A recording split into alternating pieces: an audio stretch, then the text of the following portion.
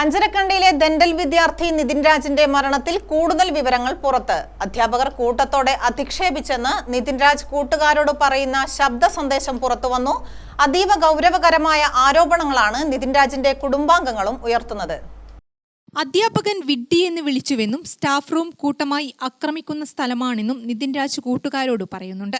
വീട്ടുകാരെ കളിയാക്കി സംസാരിച്ചു. ഇന്റേണൽ മാർക്ക് കുറച്ചത് കുടുംബത്തിന് സർപ്രൈസ് നൽകാനെന്നും പറഞ്ഞു. സഹപാഠികൾക്കിടയിൽ വെച്ച് നിരന്തരം അപമാനിച്ചെന്നും നിതിൻ രാജ് വെളിപ്പെടുത്തുന്നുണ്ട്. ഇന്നലെ കുറേ നടന്നിട്ടുണ്ട്. നമ്മൾ മറ്റേ ഇതിന്ന് ഇറങ്ങിയല്ലോ, ഞാൻ സ്റ്റാഫ് റൂമിൽ നിന്ന് ഇറങ്ങിയല്ലോ. അതിനുശേഷം എൻ്റെ അടുത്ത് പറഞ്ഞു യു ആർ ഇഡിയറ്റ് എന്ന് പറഞ്ഞു. ഞാൻ സെയിം ടു യു എന്ന് പറഞ്ഞു, ഒത്തുക്കി തന്നെ പറഞ്ഞു.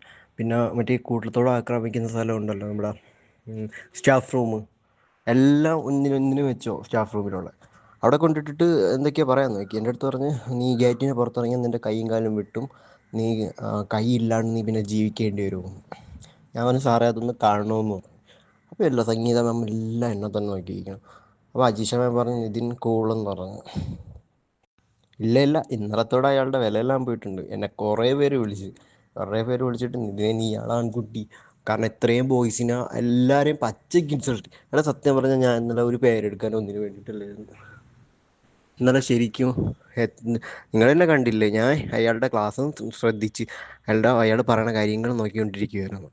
എന്നെ വെറുതെ എണീപ്പിച്ച് നിർത്തിയിട്ട് അമ്മേനെയും കളിയാക്കി, അമ്മയുടെ സർജറിയെയും കളിയാക്കിയിട്ട് അതിന് ശേഷം പറയണ എൻ്റെ 3 മാർക്ക് കുറച്ചെന്ന പാരൻസിന് പോയി ഇത് കൊടുക്കാൻ, എന്താ സർപ്രൈസായിട്ട് കൊടുത്തേക്കാൻ. അതുപോലെ എന്താ ഇൻസൾട്ട്. ഓക്കെ ഞാൻ ക്ഷമിച്ചു, ഒരു പരിധി വരെ ക്ഷമിച്ചിരുന്നു, അങ്ങറ്റ ക്ഷമിച്ച്.